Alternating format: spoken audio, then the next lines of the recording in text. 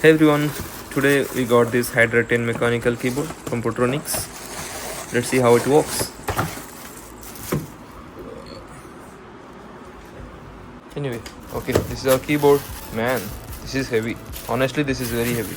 This feels around 1 kg here. It's not that lightweight that people are mentioning in the comments or something. Maybe it is lightweight for them. Now you can hear the sounds of the key. Who ties in speed. This is the sound.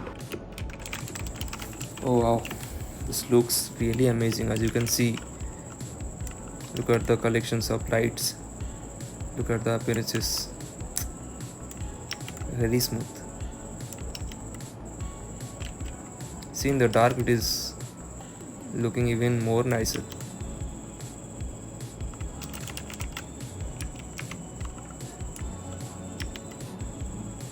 I'll definitely give it a 9 out of 10. If you're looking for a keyboard, I mean, this is not a bad one to have.